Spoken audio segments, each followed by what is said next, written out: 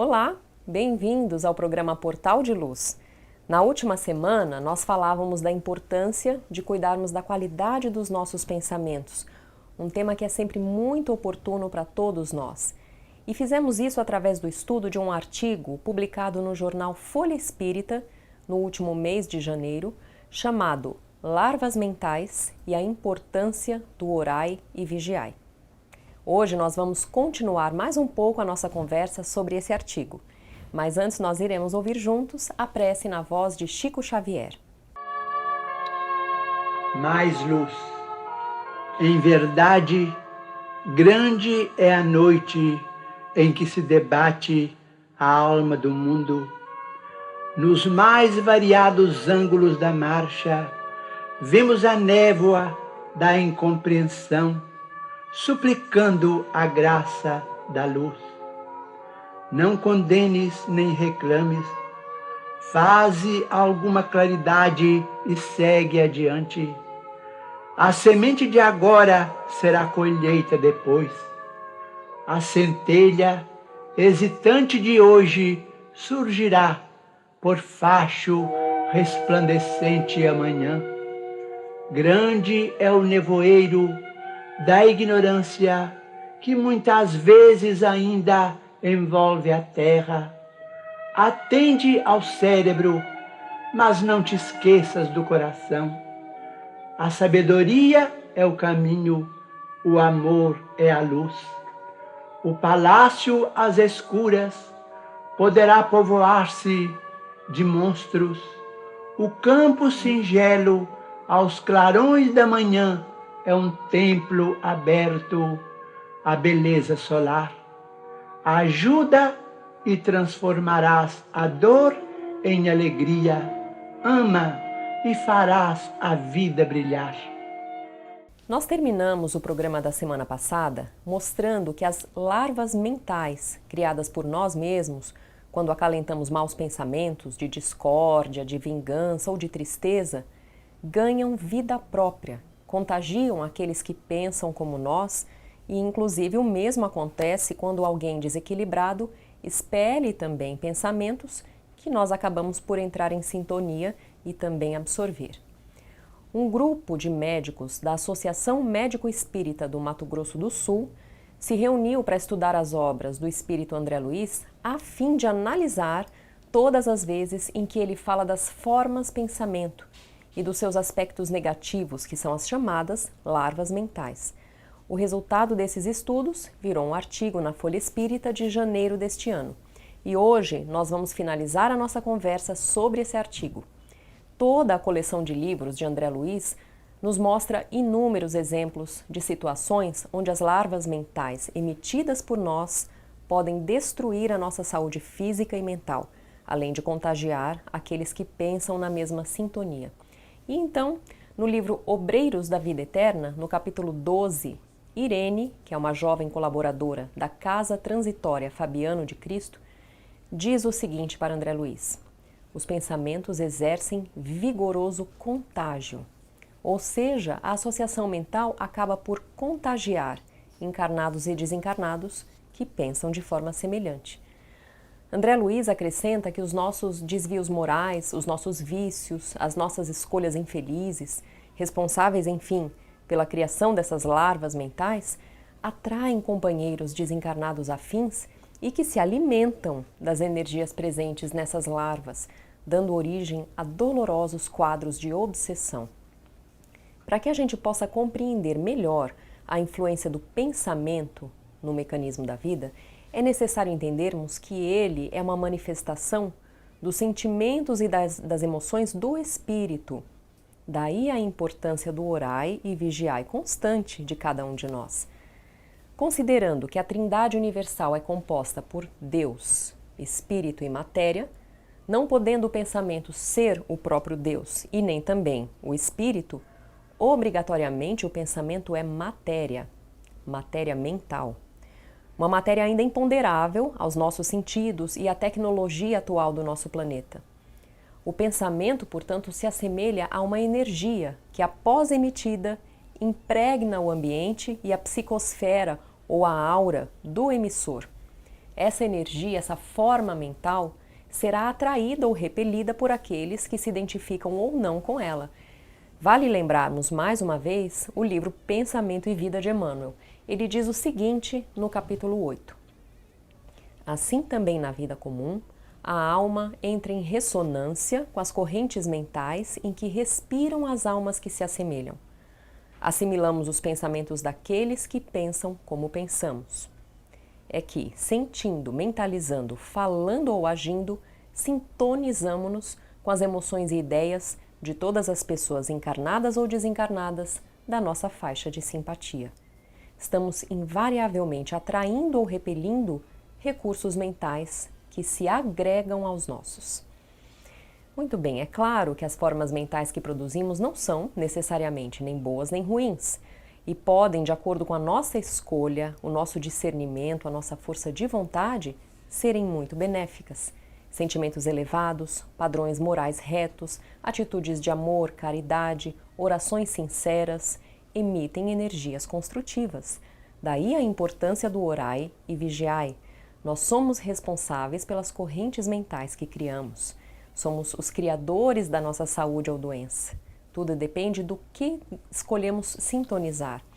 As formas mentais inferiores provocam desordens no corpo perispiritual, num primeiro momento, e depois se manifestam no corpo físico também, provocando as doenças. Mas o artigo da Folha Espírita traz uma informação muito interessante dita por André Luiz. Ele diz que grande parte das emissões mentais inferiores que são geradas diariamente pela humanidade são desintegradas pela luz solar. E outra poderosa forma de combater essas larvas mentais são as orações, que na verdade é um remédio eficaz contra todos os males, dificuldades e medos que nós possamos ter. O problema é que nós, enquanto humanidade, estamos sempre produzindo pensamentos negativos o tempo todo. Então, o remédio definitivo seria mesmo a reforma íntima de cada um de nós, a fim de educarmos o nosso pensamento e pararmos, interrompermos a emissão de reclamações, de pensamentos negativos. Como os médicos da AME alertaram no artigo, temos que deixar as portas abertas para a luz do sol e os corações abertos para a luz de Deus. É assim que nós vamos começar a fazer a nossa parte, emitindo e recebendo amor. Fica aqui o nosso convite para que todos nós possamos refletir juntos sobre a educação da nossa alma e da nossa mente, fazendo escolhas mais conscientes sobre o que pensamos, o que escolhemos ler, o que postamos, o que compartilhamos, o que falamos para os outros. Vamos pensar sobre isso. A Creche Lar do Alvorecer é uma entidade assistencial mantida pelo Grupo Espírita Caibar Schutel.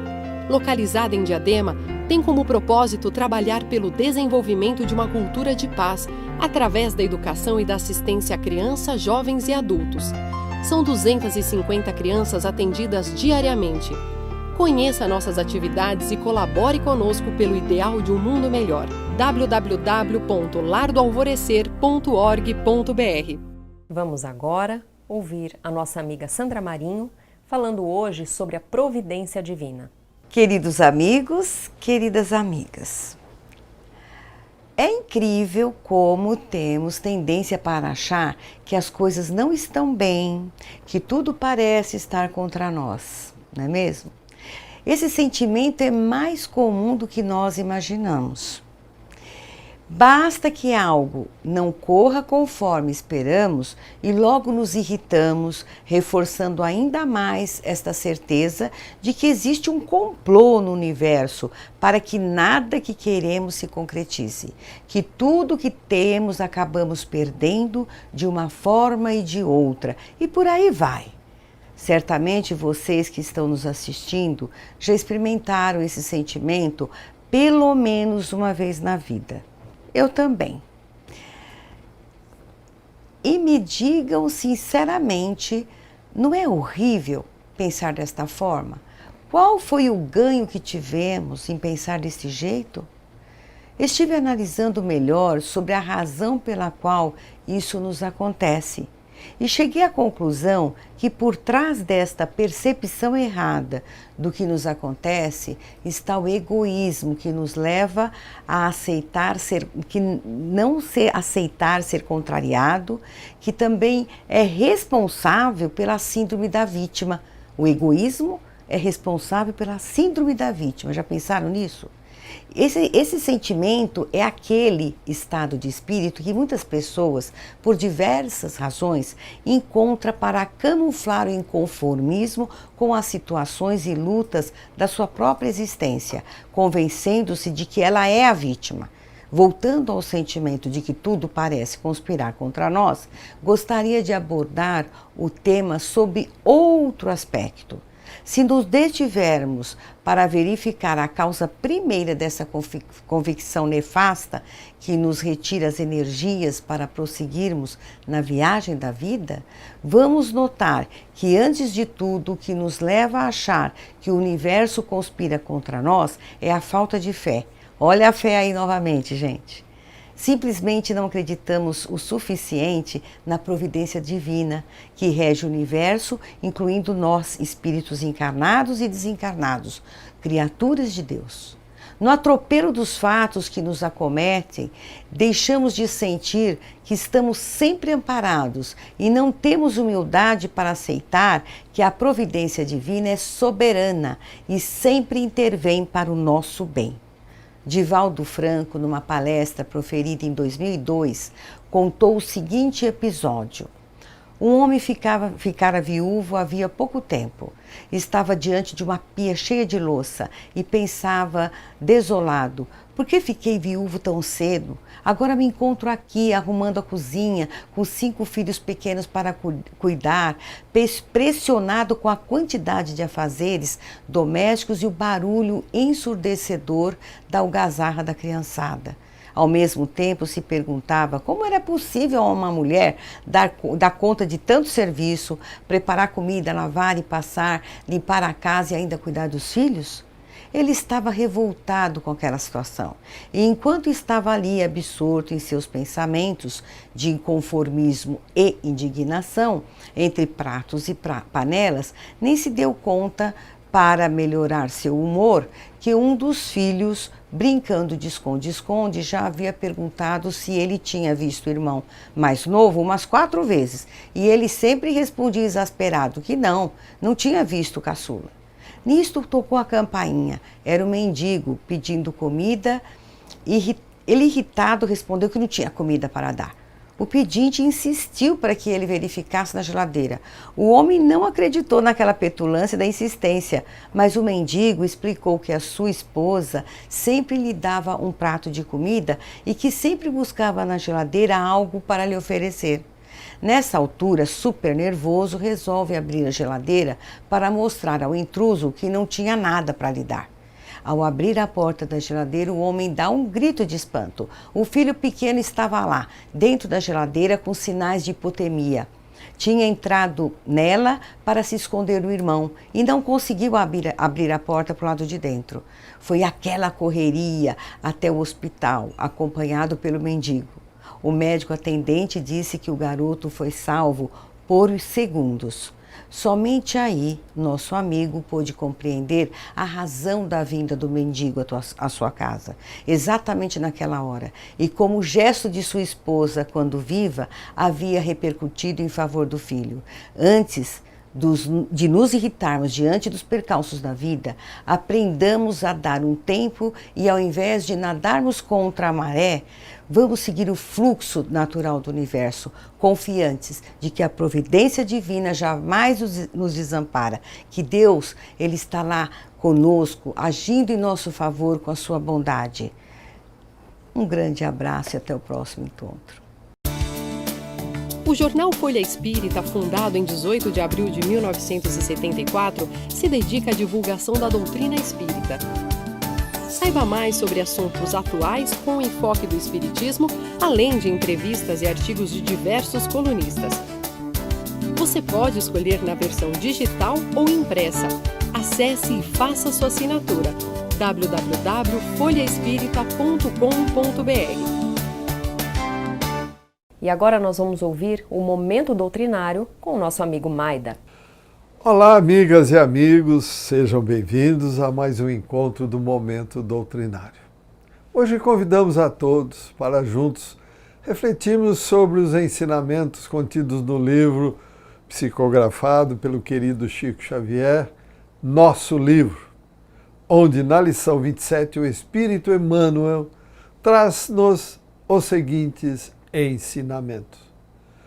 Todas as criaturas humanas adoecem. Todavia, são raros aqueles que cogitam de cura real. Se te encontras enfermo, não acredites que a ação medicamentosa através da boca ou dos poros te possa restaurar integralmente. O comprimido ajuda, a injeção melhora. Entretanto, nunca te esqueças de que os verdadeiros males procedem do coração. A mente é fonte criadora. A vida, pouco a pouco, plasma em torno de teus passos aquilo que desejas. De que vale a medicação exterior se prossegues triste, acabrunhado ou insubmisso?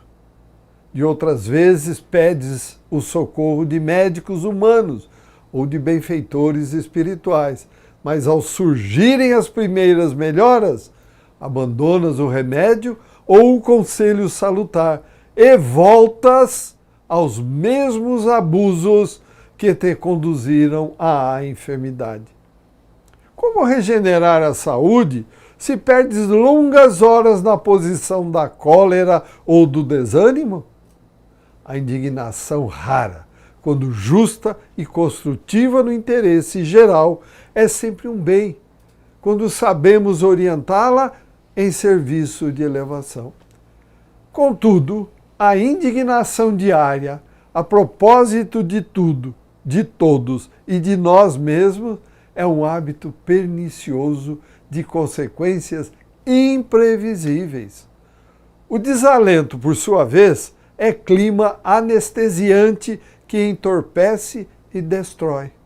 E o que falar da maledicência ou da inutilidade com as quais despendes tempo valioso e longo em conversação infrutífera, extinguindo as tuas forças? Que gênio milagroso te doará o equilíbrio orgânico se não sabes calar, nem desculpar, se não ajudas, nem compreendes, se não te humilhas para os desígnios superiores, nem procuras harmonia com os homens? Por mais se apressem socorristas da terra e do plano espiritual em teu favor, devoras as próprias energias, vítima imprevidente do suicídio indireto. Se estás doente, meu amigo ou amiga, acima de qualquer medicação, aprende a orar e a entender, a auxiliar e a preparar o coração para a grande mudança. Desapega-te de bens transitórios que te foram emprestados pelo poder divino, de acordo com a lei do uso. E lembra-te de que serás agora ou depois reconduzido à vida maior, onde encontramos a própria consciência. Foge à brutalidade. Enriquece os teus fatores de simpatia pessoal pela prática do amor fraterno. Busca a intimidade com a sabedoria, pelo estudo e pela meditação. Não manches teu caminho. Serve sempre. Trabalha na extensão do bem. Guarda a lealdade ao ideal superior que te ilumina o coração. E permanece convicto de que, se cultivas a oração da fé viva, em todos os teus passos, aqui ou além, o Senhor te levantará. Não é em vão que o Evangelho de Tiago, capítulo 5, versículo 15, diz enfaticamente: e a oração da fé salvará o doente, e o Senhor o levantará. Boas reflexões, obrigado pela companhia, saúde e paz e até o próximo encontro. O que é importante, que sempre foi importante, é a alma imortal que habita o ser humano. Essa pessoa que nós somos, semelhante às máscaras que se usam desde tempos imemoriais nos teatros, para se ter ideia da personalidade, o que a personalidade significa. Então, esta escola muito antiga está alicerçada, enraizada em Platão e Aristóteles. E tem, por evidência, a pessoa humana. Vamos ao modelo personalista ideal que tentamos construir com os conhecimentos que temos de doutrina espírita e de medicina. A vida é um bem outorgado. Nós podemos chamar o planejador do que nós quisermos. Eu chamo Deus. Para você pode ser o Ser Supremo. Ou pode ser o Divino Planejador. Ou pode ser Alá ou Jeová. Não importa. A vida é um bem outorgado. É um mistério, um segredo entre o possuidor dela e o seu Criador. Nenhum médico, nenhuma nação, ninguém tem o direito de interferir na vida. Não foi sem razão que Jesus respeitou os 10 mandamentos recebidos por Moisés. E um deles é muito claro: não matarás. Nós acreditamos que a dignidade do ser humano vem da alma. Voltamos aos princípios de Platão e Aristóteles. Cada concepção é uma nova oportunidade de vida na Terra, é um novo projeto existencial que deve ser respeitado no contínuo zigoto velho. E o respeito ao embrião, deficiente ou não, é o respeito ao contínuo. Esse contínuo, senhoras e senhores, tem bilhões de anos de evolução. 3 bilhões e 600 milhões de anos de evolução. E cada um de nós está aqui porque sua mãe assim o quis. Vamos encerrando por aqui. Mandem os seus comentários e também sugestões de temas para o nosso e-mail, portaldeluz@folhaespirita.com.br. Muito obrigada e uma ótima semana para todos.